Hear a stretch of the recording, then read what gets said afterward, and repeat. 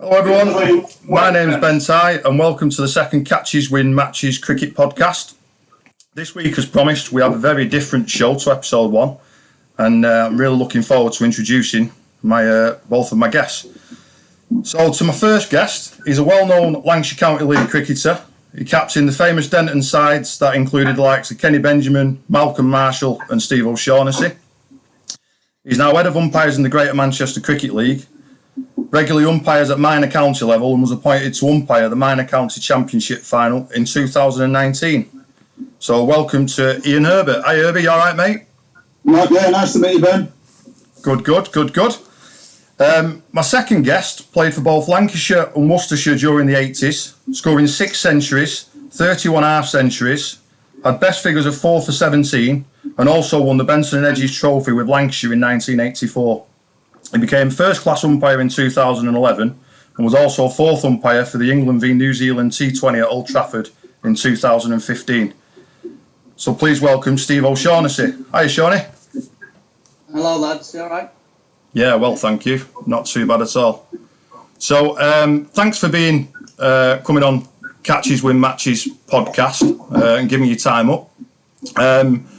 You two have obviously been friends for a long time, as we well know, and I just wanted to get you on to talk a little bit about both of your careers. Shawnee, obviously you played county cricket at Lancashire and Worcestershire, and Herby, I know you from when I first turned up at Denton Cricket Club when I was, I think, about 7-8 years old. Yeah, 7. Yeah, and you were first team captain back in the day, and obviously I've known you ever since then, and then met up a little bit later in life with you umpiring and me playing just down the road now at Denton St Lawrence. That's correct. So yeah, without further ado, we'll crack on. First and foremost, Herby, I'll come to you. How's things been with COVID? I know obviously we got a bit of cricket in last year, but what else have you been up to? Did you have any other plans? Was you going to have any other plans, shall I say, for the winter? Because I know you went to Australia the other year, didn't you?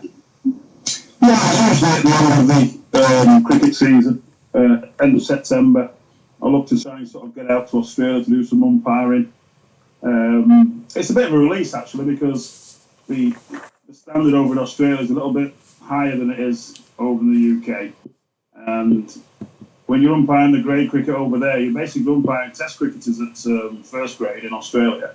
Yeah. And I can speak about sort of 2019 when I was there. I umpired Steve Smith. Right. Okay. Which was a great thing to do, to sort of stand not 22 yards away from him, but 2 yards away from having a conversation. Are you from the UK? Yes. And it was just one of the world's greatest batsmen to be sort of engaging sort of a couple of yards away, and then watching him bat and getting 60 odd, in a breeze. It was sort of fantastic.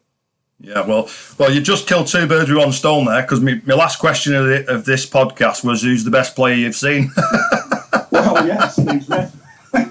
apart from playing with Malcolm Marshall and the likes of and Shawnee, he was obviously the best player. He's got to be. He was the number 1 Test batsman class. Yeah. So yeah, definitely good stuff.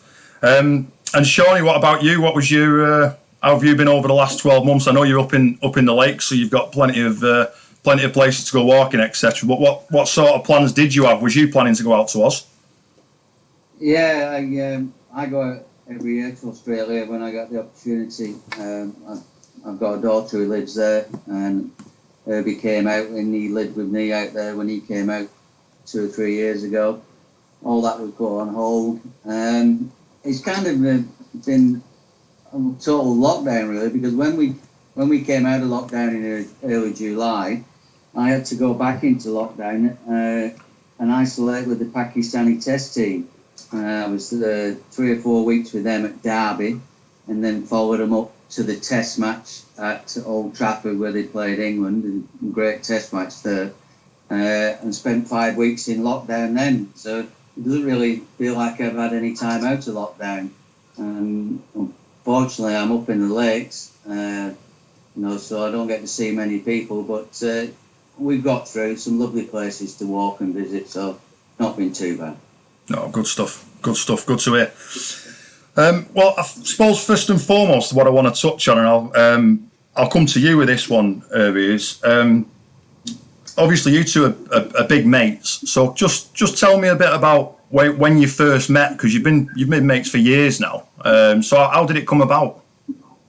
Well, I remember it quite vividly. Really, it's an under-15s trials for Lancashire under-15s cricket of the season or the summer of 1978, and I remember it. So you have to walk. Came to the ground. I was dropped off by the schoolmaster, a fellow called Mr. Jones, and I walked up the steps because I think the change rooms were elevated, if I remember. And I remember walking up and there was this sort of chap on the balcony, not changed, but just sort of looking on. And sort of I looked at him and he looked at me, and I just walked into the changing rooms because obviously I had to get changed, I had to play.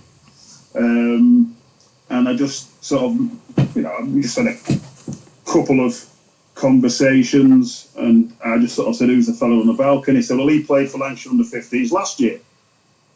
So we obviously didn't think anything of it. You go out there, you try and perform, and I remember quite what happened is that there's a fella from the other end called Paul Marshall who was bowling leg spin, and I hit him for 2 sixes.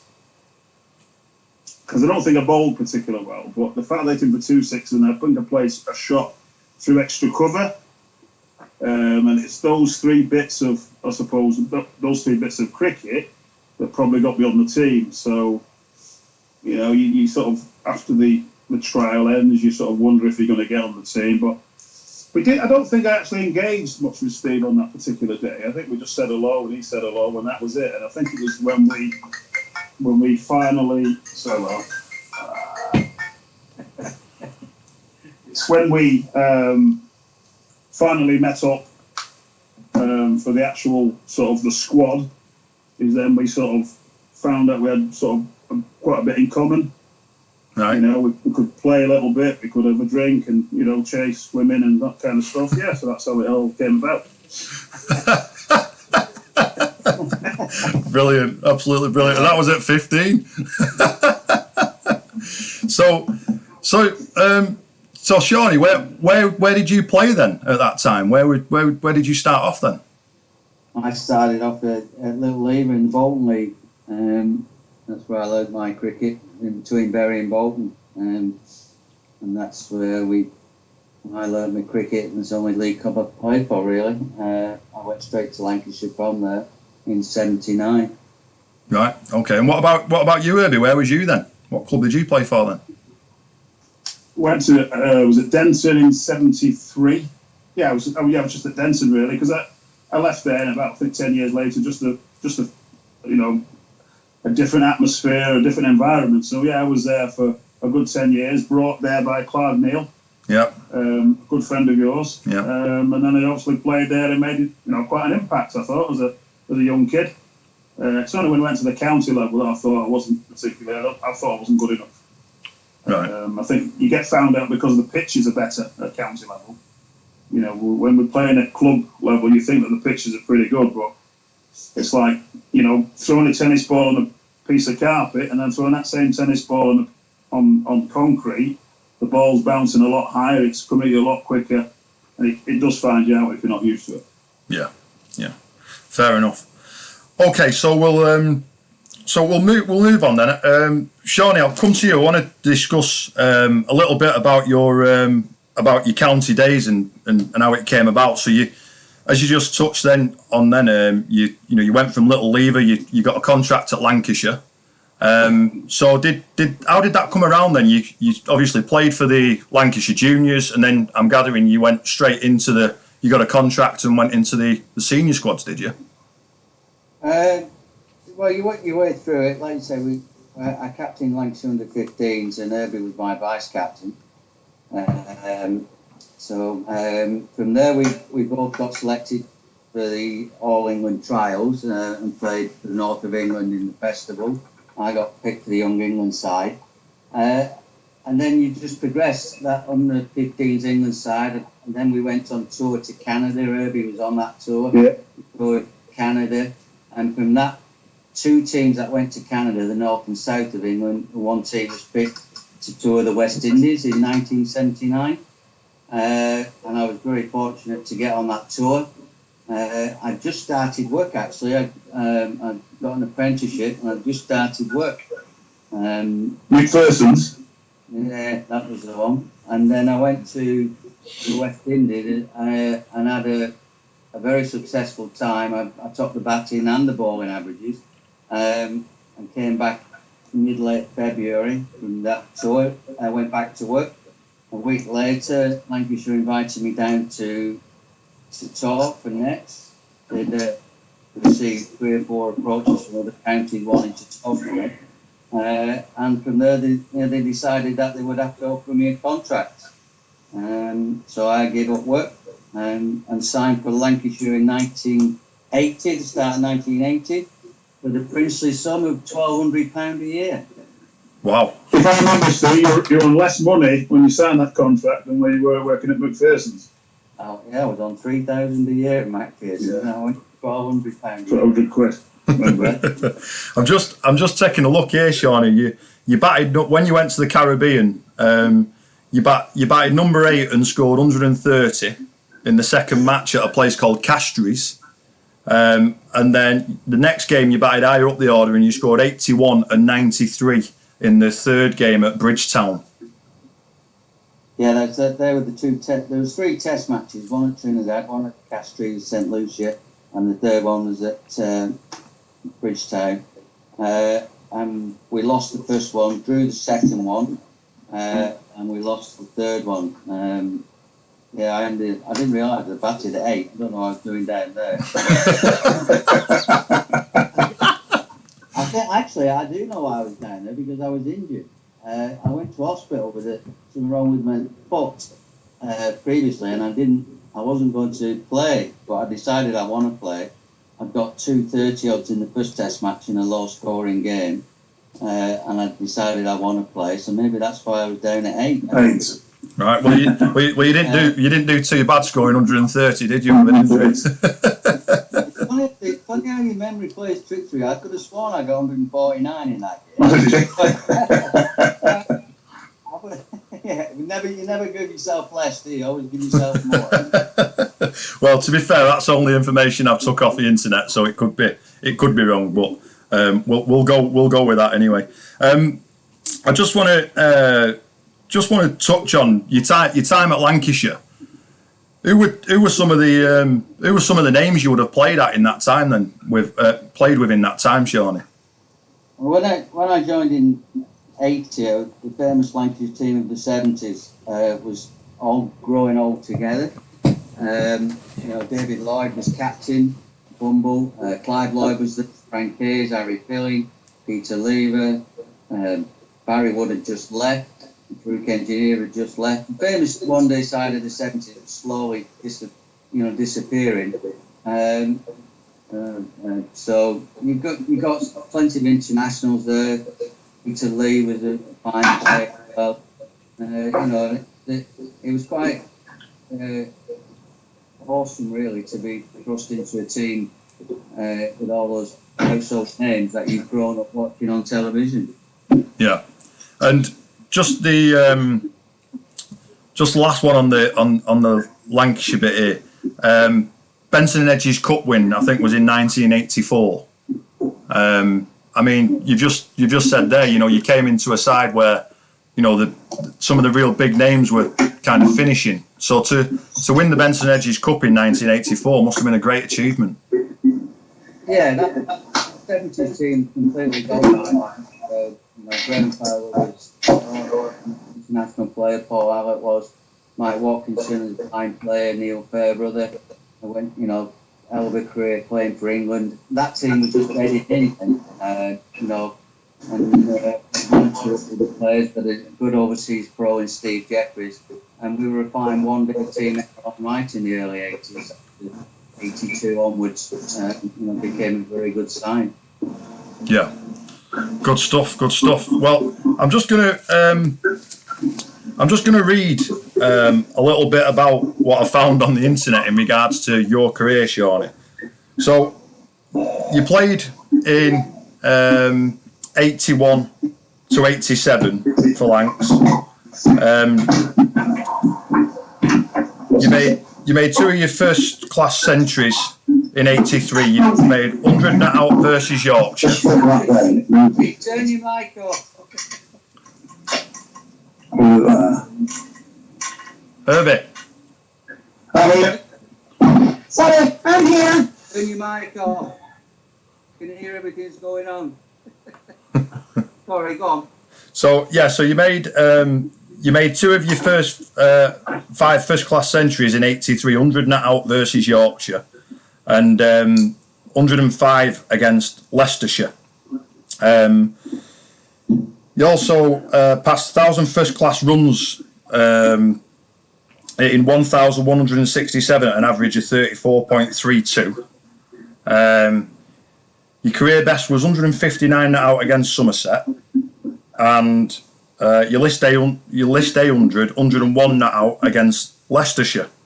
Career best returns were 4 for 66 against Northamptonshire, and in 82, 4 for 17 against Leicestershire in the 85 Benson and Hedges Cup. So my question to you is, what was her name and whereabouts in Leicestershire was she from?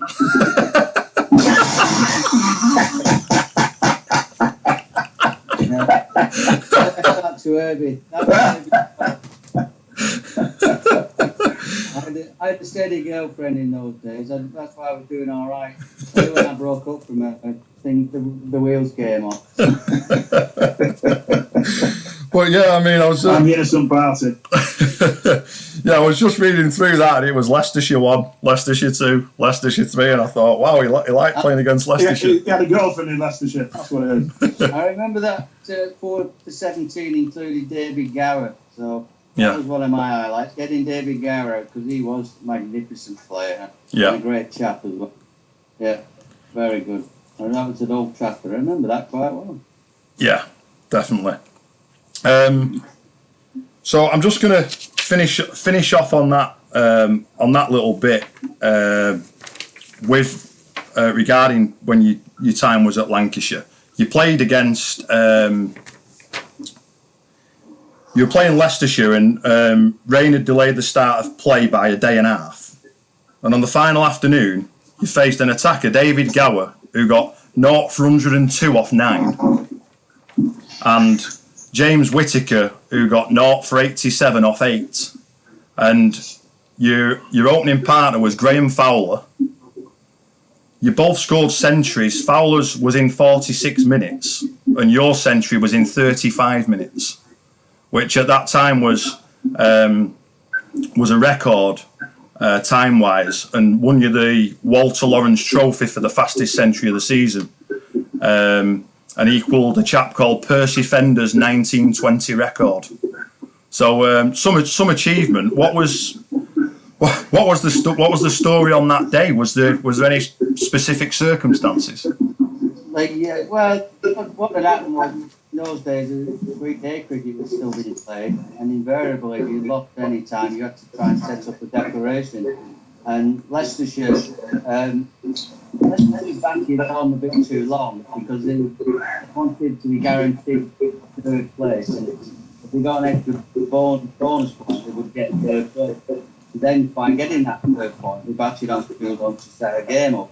So they just threw some declaration bowling up. Me and Graham, just hit the ball, kept fielding, so to do just get over the reds. And that's where they tried to get a declaration. And we set the target, which was nigh on impossible, and the game petered out into a draw. That wasn't anything really to be proud of or anything. It was declaration ball.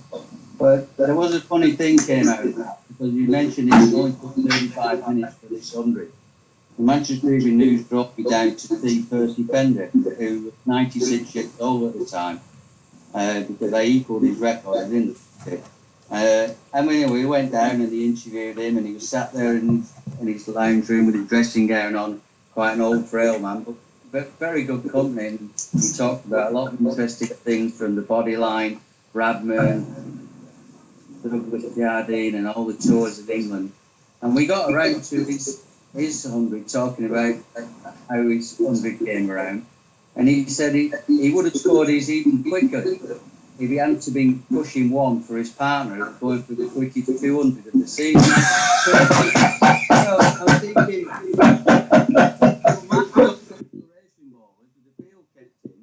and you'd have scored yours quicker if you hadn't been pushing ones.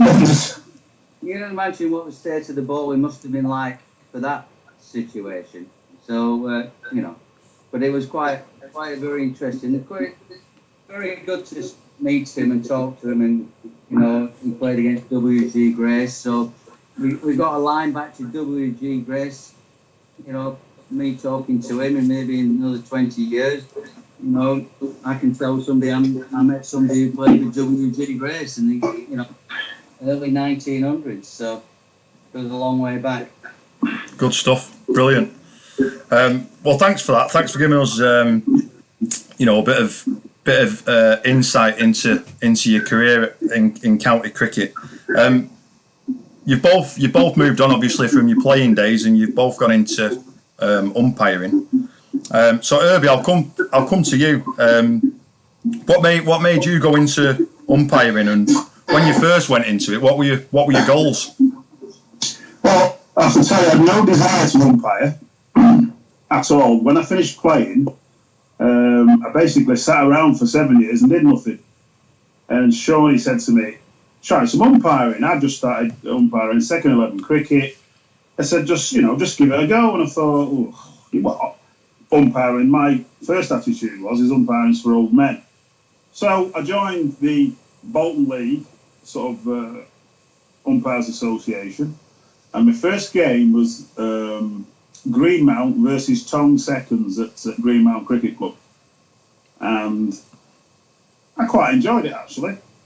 And believe it or not, the reason why I went to progress to have another game of umpiring is because I got a free tea. And that's the only reason why I thought, I got a free tea, because for 30 odd years I've been paying for a tea. So I got a free tea, so I thought, I'll give it a go. And then obviously people were starting to say, you're pretty good at this umpiring, and that's how it progressed. I did about 2 or 3 years in the Bolton League, and then I went from there to the Central Lancashire League, and then I did a few semi-finals, and then I was asked to apply for the Minor Counties panel. Got onto the Minor Counties panel, and my first year did a Minor Counties 4-day championship final. And then in 2019 did another championship final. And that's how it's progressed, really. It progressed out of accident. If it wasn't for Steve to say to me, give it a go, I'd probably be sat at home or just watching club cricket, no desire to do anything. So it's just amazing how sort of things work out for you just by a little bit of a conversation, say give it a go. So yeah, that's how we started. Okay, and from so from your time when you started in the Bolton League, and I know you went through the Central Lancashire League, and then from there when the GMCL formed, you came back over to the GMCL. What's your opinion on the difference in standard in between them three leagues? Or maybe just the Central Lancashire League, because obviously it's over a long period of time, isn't it? Yeah, Central Lancashire League, Lancashire County League, Sadler's League, as it was then. There's not much difference in the standard of cricket. I think the only difference is the pros. Depending on what pro you've got or who you've got is dependent upon what success your team will achieve. But the standard of playing is basically the same. You get one team that's going to probably excel, but like Denton St Lawrence, your team at the present moment in time, you've got 11 very good league cricketers, and that's why you never lose many matches. And if you've got a decent pro who will enhance that team, you're well on your way to, winning trophies.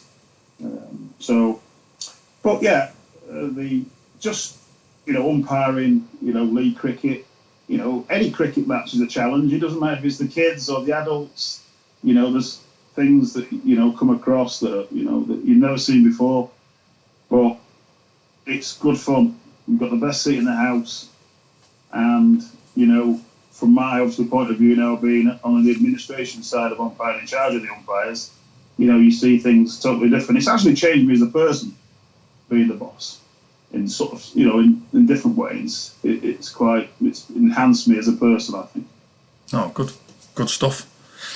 Shawnee, so you've obviously become a first class umpire. So just looking for a little bit of feedback on what's in a normal summer, in normal circumstances. What does your summer look like in regards to? Because I gather you travel around the UK a lot, all different venues, 4-day games, T20s, etc. So what does your normal summer look like in regards to leaving your front door, umpiring, and when do you get back home, basically, or is it not like that? Yeah, it is very much like that.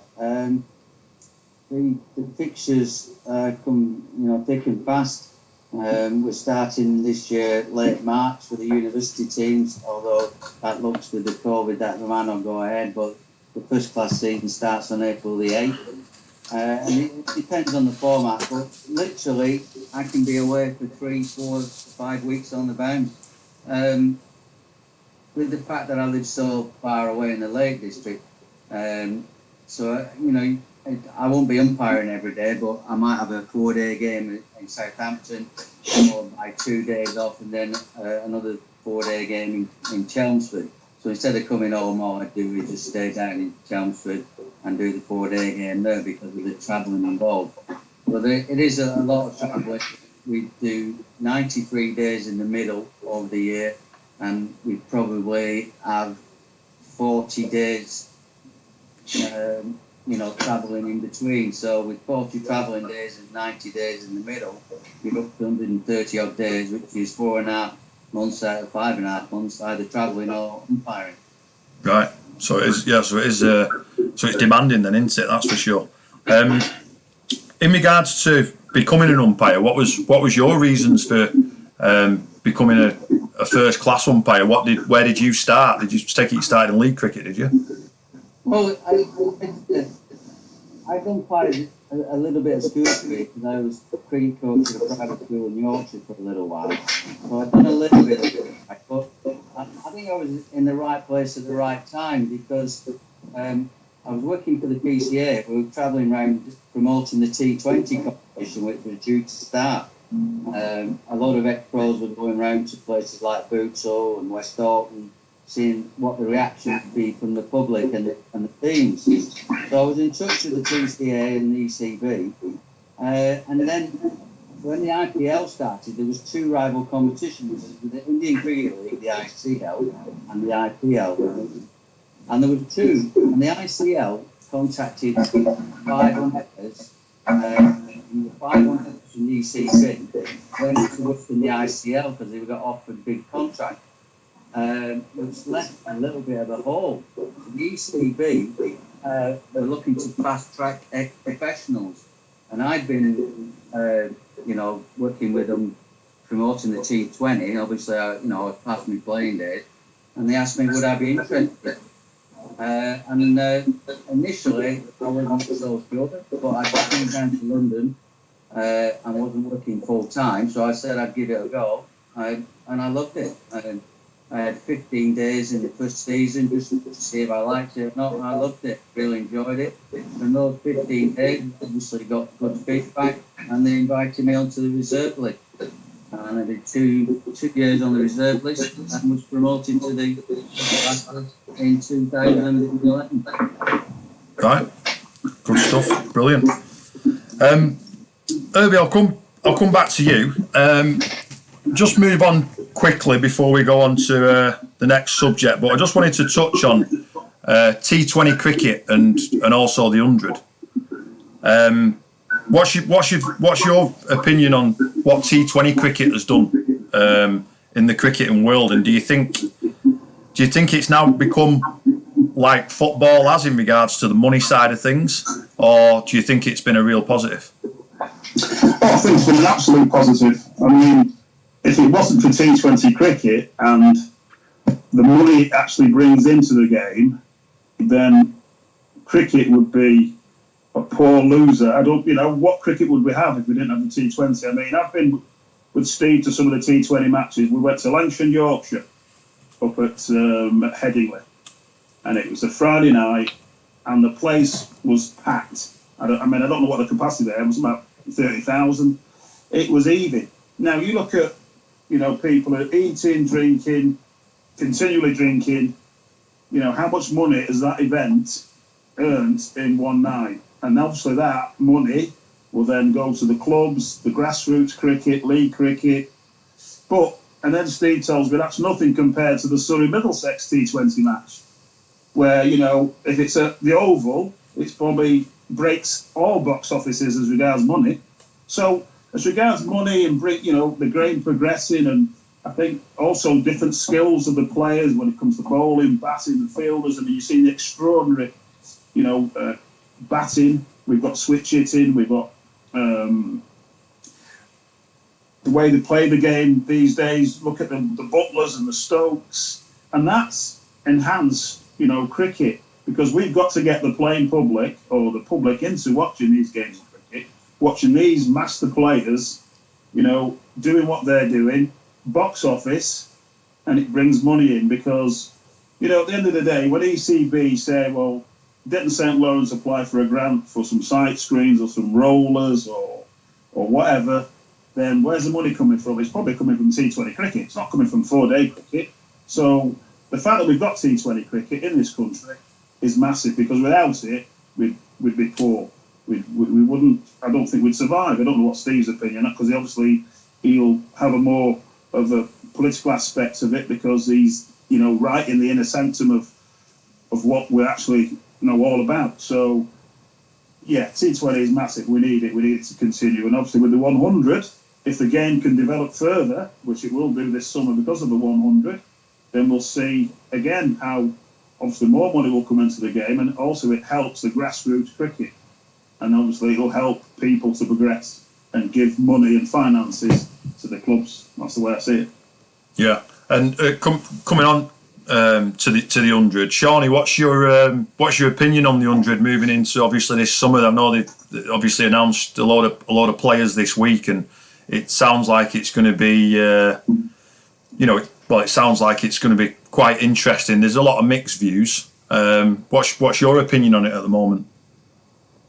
I think Herby made a very valid point there. If it wasn't for the 1 day and limited over cricket, I'd hate to think where we would be, in this country cricket-wise. I think the big problem is the game is dwindling at club level.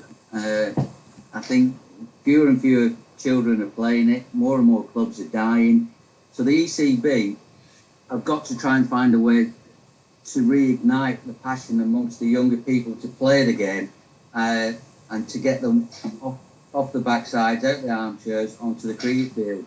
I think if the ECB are guilty of anything in this 100, it's probably a lack of explanation of why they deem it necessary to produce a new game when the T20 is such a winner. The T20 is very, very popular and popular worldwide, and the ECB have gone out on a limb. Now, I think the ECB have got a valid point of why they're trying to do this, but I don't think they've managed to get that point across to the public. People are asking, why are you doing it? And I can't see anywhere where it's been explained. And the reason why they're doing it is because they need to attract young audience to keep the game going. And if they do that, they'll attract more money from the TV revenue, and the game will prosper. And I think there will come a point when there is a amount of limited overs cricket that can be played, and you can kill the goose that laid the golden egg. And look what happened to the John Player League. That ran its course. But I think the T20 is here to stay, and let's see how the 100 is is received, when we get out and play it. I think it'll become popular with the younger generation, and that's where the future holds.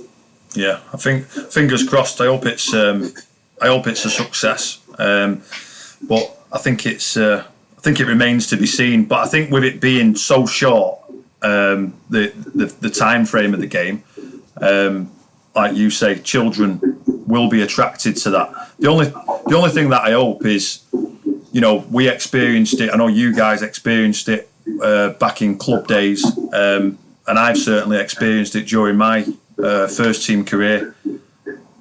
People getting to 16, 17, 18, and they go, actually, I don't know whether I want to spend my full day on a Saturday playing cricket. I've spent my time playing under 15s, under 17s on a Wednesday evening, but I don't want to spend 8 hours.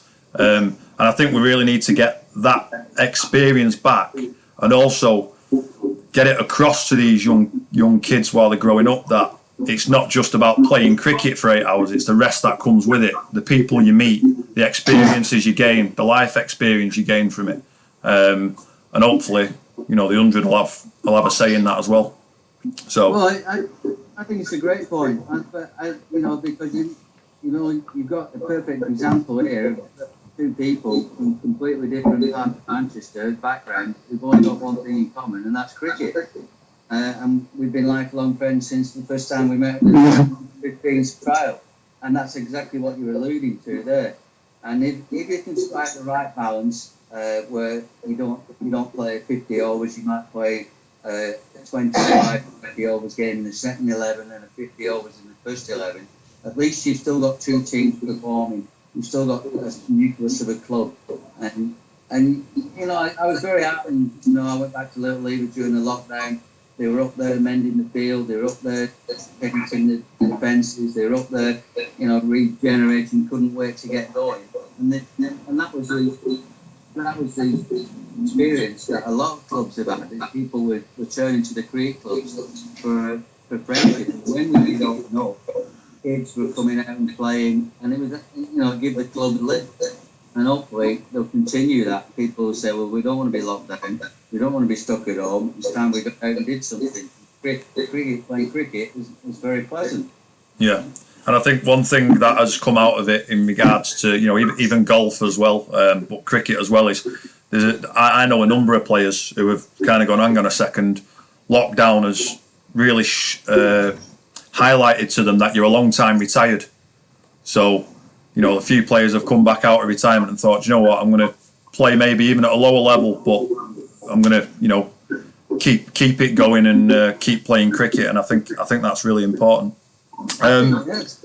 Great point. Yeah. Herby, I'm going to come to you. We'll move on to the final topic, which is, if I'm honest, probably my favourite topic of what we're going to discuss. And that was back in the day at Denton Cricket Club, which is where I met both of you chaps. Shawnee, you was the pro. Herby, you was first team captain. I think it was 95 when I joined Denton. It might have been 94, but I think it was 95. And I remember turning up on a Sunday morning, literally walking down Edgerton Street, and saw a load of kids with white clothes on and a bat and a ball in their hand. And I thought, what's going on over here? Went and sat down on the bench, and a chap, and I don't know if you remember him, Herby, but a chap came over to me called Chaz.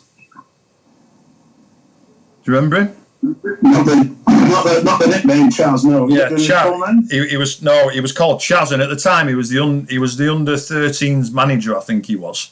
And he came over and he said, do you want to play cricket? Do you want to join in? And I thought, yeah, give it a go. Why not? And ever since that day, I've never stopped stepping foot on a cricket field. But that year was the year that we had Kenny Benjamin as professional. So I think it was 95, and I very quickly got the bug for it. And luckily, I came across a chap who you mentioned before. Bless him, he's passed on now. But Clive Neal, who really took me under his wing and taught me not just a lot about cricket, but taught me a lot about the difference between right and wrong, manners, and just good life values. And obviously I'll be forever thankful for that. But yeah, we had Benjamin as skipper that year. So I suppose my first question is Benjamin as pro. Sorry, you was skipper, Herby. I suppose my first question is, what was it like to skipper someone of, I suppose, Benjamin's standards? But I know he was also a different character compared to the likes of Marshall, who we had the year after. Yeah, he was difficult to manage. He wasn't an easy person to sort of get on it. It was all about him. And most West Indians can be like that a little bit. It's me, and me. So it was a case of, I would say I was a young captain, but I found it difficult at times, actually, just to sort of, I was never a manager of a person. You see. I found it difficult to sort of manage that particular person because it was the first time I'd been put in that situation where you're the captain, you're trying to manage a person who's come from overseas, he's in a house in Denton, and it was just basically one. There was no sort of, there was no give and take. So I find it quite difficult in some respects. And, the easiest part of the whole scenario was being on the field. Out, was off the field, it was hard work because you were the captain, everybody just threw. It was like, Herby this, Herby that, what you do about this, what you do about that. And I found it was, it was tiring. Yeah. But, we had ability, he was a fight, he was all right, but difficult to manage, so it wasn't really an enjoyable occasion, to say the truth. It was more enjoyable with Malcolm Marshall, who was a great, obviously one of the world's best ever bowlers, cricketers, exponents of fast bowling. So in that respect, it was one year where I really, really enjoyed it, as, being a captain of Malcolm Marshall, to the following year where I didn't really particularly enjoy it. And then obviously from there, Steve came for 3 years. I didn't really enjoy that, to tell you the truth. But, you live and learn, and you do things that you have to do. But yeah, it was good fun, actually. That 3 years with Steve, great fun. Yeah, and just going back to that, just going back to Marshall, because I remember he used to sit. I'm sure he used to sit at the bar in the corner. If I'm right, I could be wrong. It was a long time ago now. With his brandy, yeah, that'll be him. Yeah, with his brandy. But the one thing that I remember, and bearing in mind I was about 7-8 years old at this stage, so it is a long time ago. But he was just happy to talk to you. He was, he would speak to anyone, and obviously because of who he was and where he'd come from and his reputation, it was quite surprising that he gave he gave everyone the time of day. He loved to talk about cricket. He'd answer your questions. I mean, I feel sorry for him because I didn't leave him alone. But but yeah, he just from what I can remember, he was a lovely, lovely guy, and also I think having that sort of character with that sort of cricketing background and knowledge, I can only imagine what the likes of yourself and also the rest of the team must have taken from him.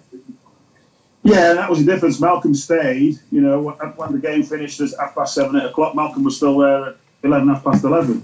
Where Kenny Benjamin, after the game, 10 minutes into the bar, had gone home. Yeah. And that was, it was a bit disappointing. But just touching on that with Malcolm Marshall, I remember there was Steve was playing at Lancs, and I'd come down for the day, and I think that weekend they were playing Hampshire, and obviously Marshall would have been opening the bowling, and Steve would have been batting in the top four.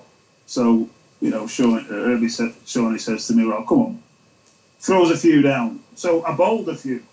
So I said, "No, don't bowl a few. I want you to throw some down. Literally throw the ball at him, because obviously Malcolm Marshall was going to be opening the bowling when he was playing." So I'm throwing at the ball, and I'm throwing it, 4 or 5 times. And he said, "This is a waste of time." I said, "What's the matter?" He said, "Marshall can bowl it quicker than you can throw it." I don't know if Steve remembers that, but I remember it quite well. That was just one of the things, and that from yesteryear that you just don't forget. Yeah. And what can you remember? Can you remember any of his main performances for Denton that season? Do you know what? I think his best performance, if memory serves me correctly, was probably a six for. I don't think he rolled through teams because it was a case of if you're a player and you are playing against, arguably one of the best fast bowlers that ever lived, you want to dog it out. You want to stop there and you want to make sure that Malcolm Marshall's not going to get me out, and I just want to be there as long as I can to just love the experience of playing against Malcolm Marshall. Because the wickets weren't quick, so he didn't roll through teams, and no one sort of smashed him around, but he didn't sort of roll through teams, and you could see there was a dogged effort from the opponents, and it was a bit of a pleasure really just to sort of bat against him. So yeah, it was great fun to watch, and he could bowl. If he wanted to turn it on, he could do, but I think he generally just bowled within himself without sort of being explosive. Yeah, good stuff. And then the year after that was when you came to Denton, Shawnee. How did that come about? I'm gathering it was something to do with Herby, was it? I'm gathering he came and had a chat with you and whatever. Well, Herbie kept following me around various clubs that I played at, so I thought I might follow him to Denton. He turned up at a few clubs that I played at. We had some good fun. He even followed me out to Australia one year, and he came and played. I got him a game in the team in Canberra in the grade game, and that's the longest trip anybody's ever made for one run, I think. I think you got one run, didn't you? Got one run and dropped a catch at slip. Yeah, off me. Off you. Off me, yeah. I subsequently was dropped for the next match. Yeah. I was not there on a few weeks holiday, so he only played the one game. That's the longest trip anybody's ever got for one run, anyway.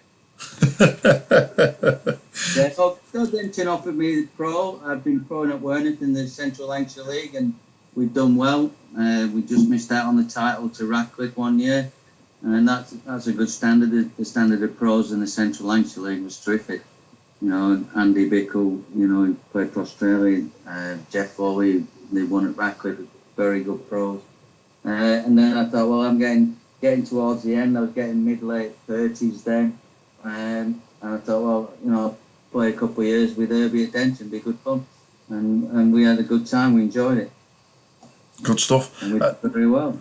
And you did, Shawnee, you obviously did really, really well. You good return on wickets, good return on runs. But one thing I can't remember is what trophies did Denton win then in them years that you were there?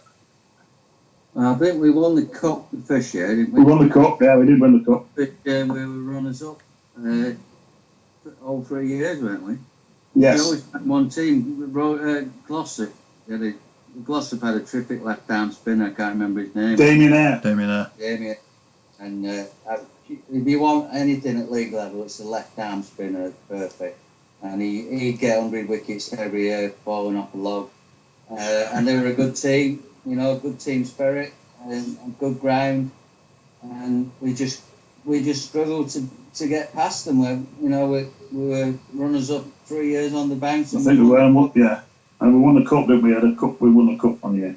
Won the cup for sure against Lotsa. Yeah, I think you had another cup final as well, though, did you, Herby? Did you get beat to West? We got beat. Yeah, I thought it was Lawrence's actually. We lost in a cup final. I think it was at Lawrence's. I thought it was. Rightly. It could have been West. You could be right. Yeah, I remember a cup final at home. It was washed out, and it was replayed the week after. And I'm sure it was Bruce Cruz who got runs. Oh, Bruce Cruz, the Aussie. Yeah, Bruce Cruz. I think he got runs and got them over the line. Because I remember having an argument on the sidelines with a little kid saying we were still going to win even though they only needed 4 off about 5 overs. Cricket knowledge was never one of your brighter points, was it really, Ben? No, definitely not. Still isn't either. Denton West had a good team one year. I think they won the league one year, didn't they? Who's that? Denton West. When Glenn Bullock was pro there. Was that Lawrence's or West? I'm not too sure. West. Again, he was Well, like I said, he's one of the best players I played with, really, in the Lancashire County League, Glenn Bullock. Yeah. So yeah. I mean, going back over, the years, some of the names which I remember. You've got Andy Neal, Tim Standing, Ringo. Ringland, yeah. I remember a chap as well. Tell me if I'm wrong here. Ian Claridge. Ian Claridge, left-hander. Yeah, Ian Claridge. Left-handed batsman, yeah. Yeah, I always remember him because he was a world beater. Well, I always remember him because I travelled to an away game with him, and for some reason I ended up at his house. He had to stop off at his house wherever he lived, to whichever ground he were going, and I always remember that. And then there was another chap as well called was it Andy Wilde? Steve Wilde. Steve Wilde. Wildy. Steve Wilde. Yeah. Well, Steve Wilde came with Shawnee from Werner. Right. Yeah. We all played together. Yeah. Right. We've all been sort of pals for 40 years, really. But Steve was a great, good bowler. Yeah. Batting number 6. Good all-rounder in any team, really, any league cricket team. Yeah, and then you had obviously the Leach family. You had your Andy Leach, your Gripper. Gripper. Yeah, Gripper. Well, to be fair, he couldn't catch a cold, that lad. Well, my memory of Gripper was that I used to turn up every Saturday, and he'd mix the lime, and I'd follow him round with the flags. Oh, did you? Brilliant, sounds like him. Oh, he was a lovely lad, Martin, Yeah. and he had his days, but he couldn't catch. Yeah, he was a great lad, that's for sure. And then going on to the I just remember and it's sad because a lot of cricket clubs are very different now compared to back in that day. But I remember I used to walk in the club in the evening after a first team game, and you'd have the likes of yourselves sat in there. You'd have Andy Neal would be in there, all the Leach family would be in there, Pete Spooner with Carol, John Foxall and his wife. Dave Parry and Anne. It was packed every single Saturday. It was always busy, and unfortunately, it's different for a lot of clubs these days. I think times have changed a lot. But I just remember back then. I mean, I was only a kid, but it was to me it was a special place at that time. Denton Cricket Club, it really was. Yeah, you found after most games, the first and second teams would all get back to the club and all have engage in conversation, talk about the game, have a few beers. But it was a great atmosphere, great environment to be in. And like you said, Ben, those days are lacking these days. I mean, don't get me wrong, Denton St Lawrence have a good, you look after the club, you drink in the club, you're like a big family at Denton St Lawrence, and you don't find that now at most sort of league grounds. Yeah. 3 or 4 will disappear, and I've got to get home to do whatever you got to do. But the old days of all sort of 22 players engaging at the bar, I think they're long gone. Yeah, I totally agree with you. I've got to admit, very very lucky at Lawrence's at the minute with the group of players we've got, and like you say, everyone basically knows that after the game that's what we do. We have a drink. Don't get me wrong, it might be a couple for some people, and then they go, but we try and make sure we have a drink and we stay together and have a good laugh and a bit of banter. But again, it always helps when you've got a decent set of lads, but also a decent set of cricketers. That helps. It helps when you're winning on the pitch as well. If you're losing every week, and then it's not the greatest situation. So yeah. But I'll just touch on. I remember one game, Shawnee. I don't know if you remember an Australian chap called Trent Walleries at Cheltenham Hill. Oh yeah, I do actually. Remember him? Yeah. And from what I can remember, he came to Denton Cricket Club. It was about halfway through the season, and he was knocking teams over for fun. And I remember speaking to Clive Neal, and he was like, "This Trent Walleries is coming here today. He's got this many wickets and this, that, the other," and it was absolutely roasting. And if I'm not mistaken, I could be wrong. I've not been able to find the exact figures, but I'm sure that he ended up with none for 111. And you ended up on about 100 and God knows whatever. And I remember you just absolutely pulverising him all over the pitch. And you can picture Clive Neal sat there about the 48th over. he was absolutely beaming, Did you say it was me that got the 100 or Steve? Steve. Oh, was it? Oh. Yes. Just checking. Steve.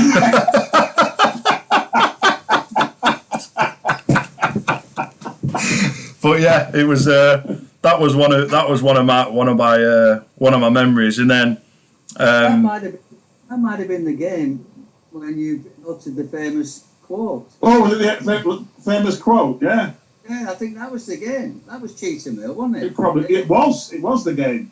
Yeah, it was the game. Yeah. You're right. It was. Opened the batting with Martin Neal, and it was a very poor wicket, and it was popping off a length, and Martin got out early to this Australian bloke, and I was taking 1 or 2 on the forearm and in the ribs and bouncing up, and Herby was doing the same. And after about half a dozen overs, I said to Herby, I said, "Oh, forget this, Herby." I said, "We're just going to have to go for it here. We can't, play normally." So we just teed off. And I did. I think I ended up 140 not out, and Herby was about 90 not out at the end of the overs. And as we're walking off, the Cheek Mill boys who were going for the league title, along with us, were a bit despondent. And Herby walked over to him and he went, "Here ended the lesson."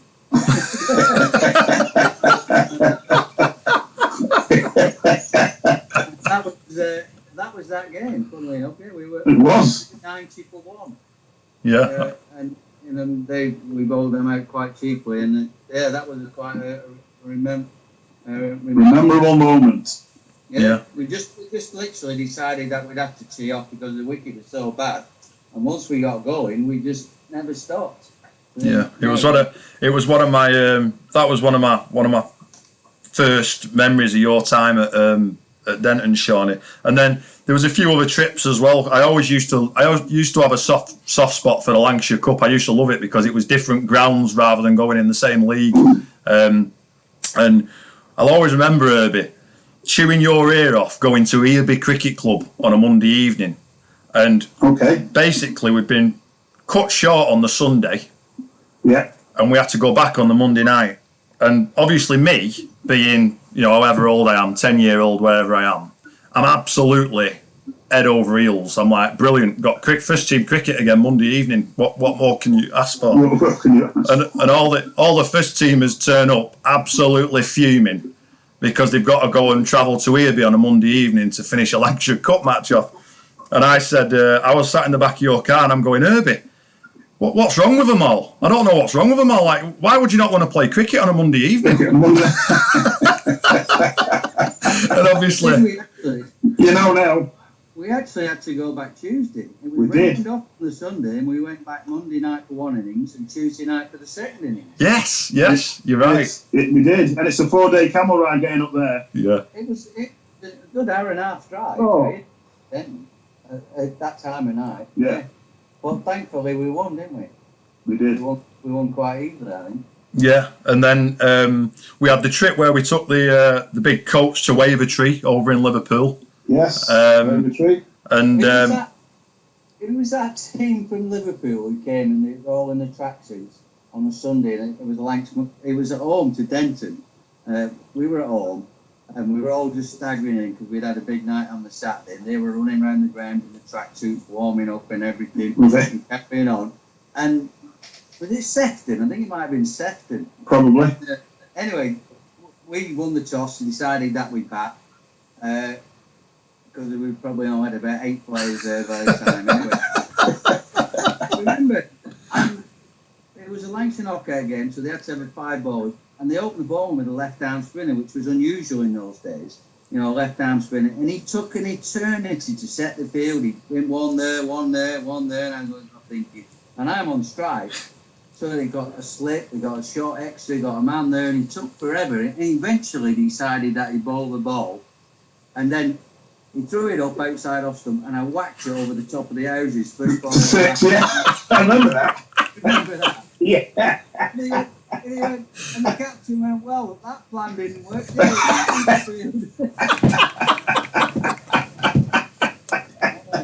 First ball went sailing over. Yeah, I remember that.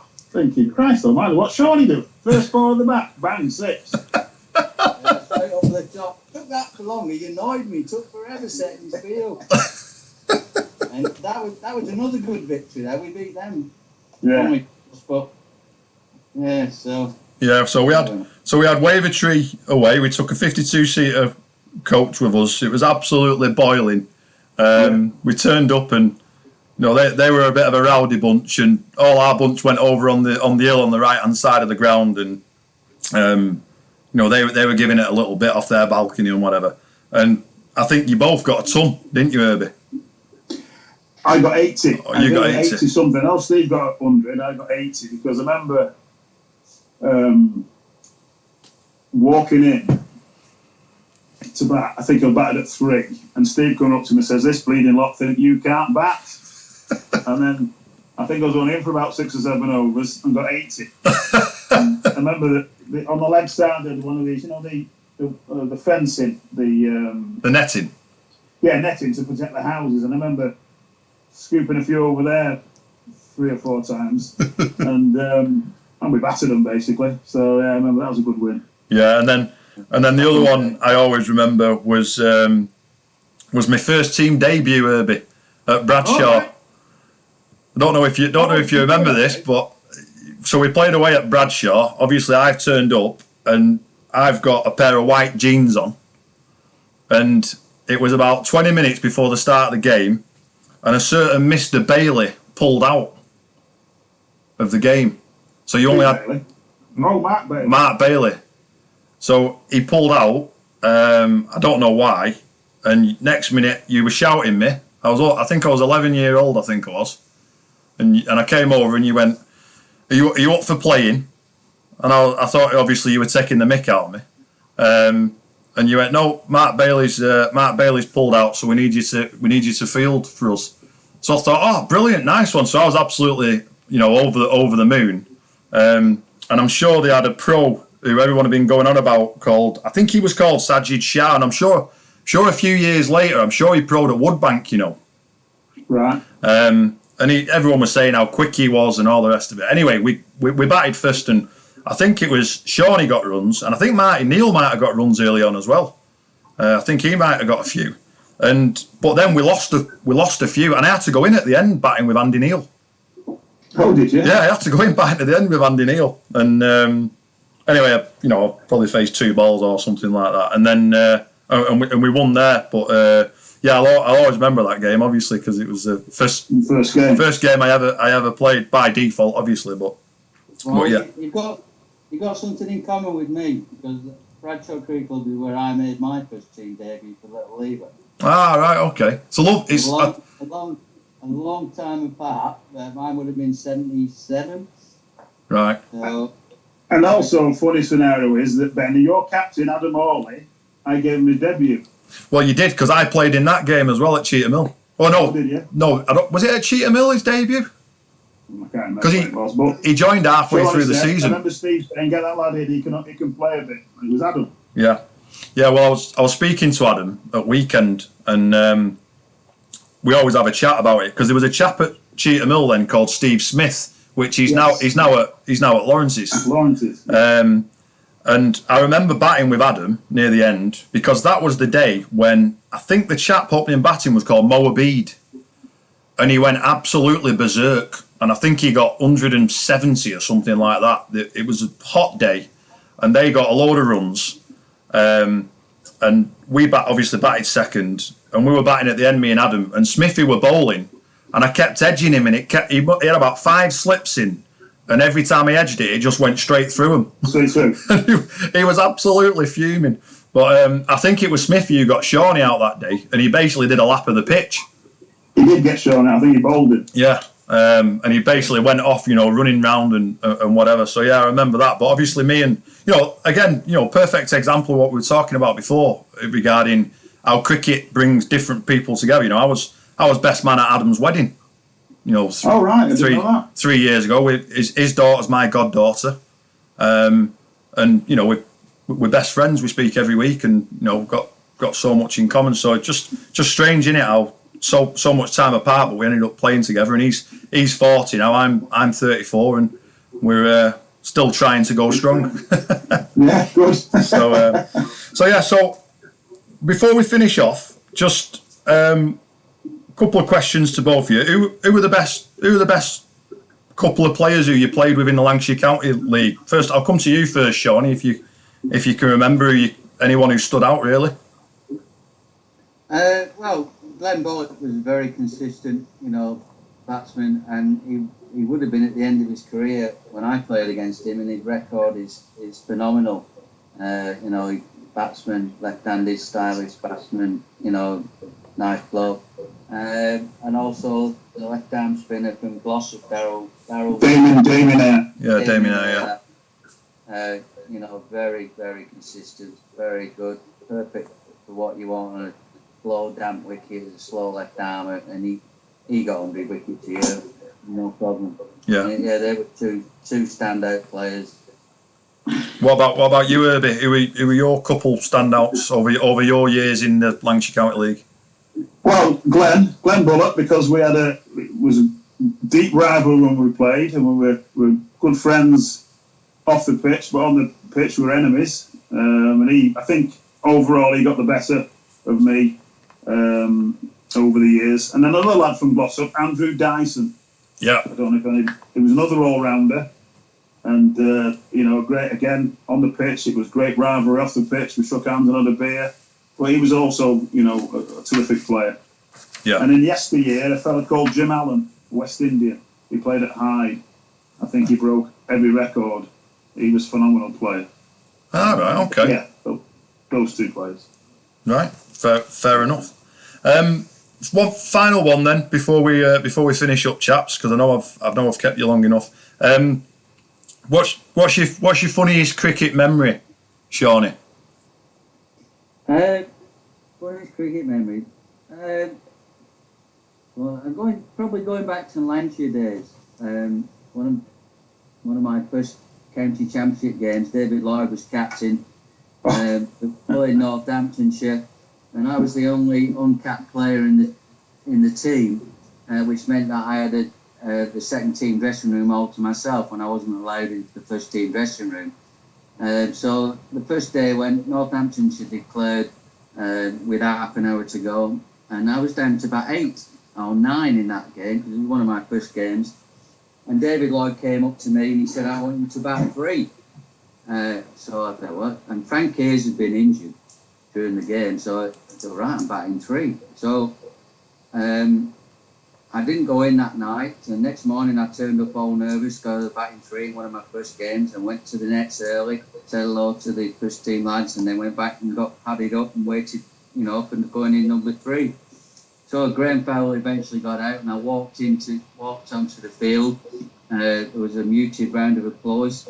Graham Fowler was walking off, then David Lloyd was walking towards me, and then Clive Lloyd appeared.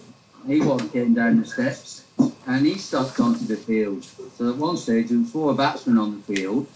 David Lloyd comes up to me and said, "What are you doing out here?" I said, "You told me I was 3 last night." He said, 3 meant night watchman, not 3 during the game. It's night watchman, you muppet. You can go off if you want. He said, "No, you can't. Once you're on, you've got to stay on." So Clive had to turn round and go off. And he sat down on the first row of the members' seat, put his feet on the railing and shouted, "I'll wait here, you won't be too long."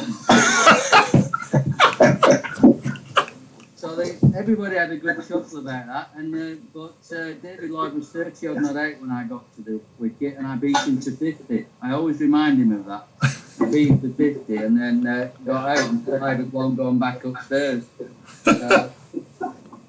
David Lloyd mentions that in one of his books, so you can verify that because he mentions it in one of his many books. That was brilliant. Herby, one last one. Your funniest memory or your best memory? Well, it's already mentioned the one about when me and Steve played at Denton, really, and we on a minefield of a wicket, and I came off the ground and just said, "There endeth the lesson."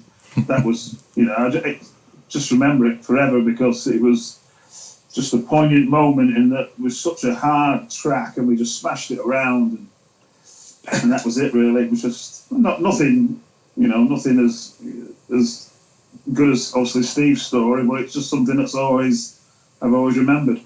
Okay. His pre-match talks were always legendary. Oh yeah. And that. he was called the master of man management in a sarcastic way. I remember the first day we dropped about half a dozen catches, and the following week he's got us in a big circle before the start of the next match, and he's laying the law down, and he says, right lads, the fielding last week was not good enough. It was rubbish. He said, everybody says, I'm not going to single anybody out for any criticism, but you and you are rubbish. Yeah, that wasn't one of the best moments. He pointed at 3 different people. So, anyway, we're going to have to go because my battery's going off. Okay. Yeah, no problem. Tiger Woods has been involved in a very serious road accident. Oh, Multiple fractures. Oh, right, okay.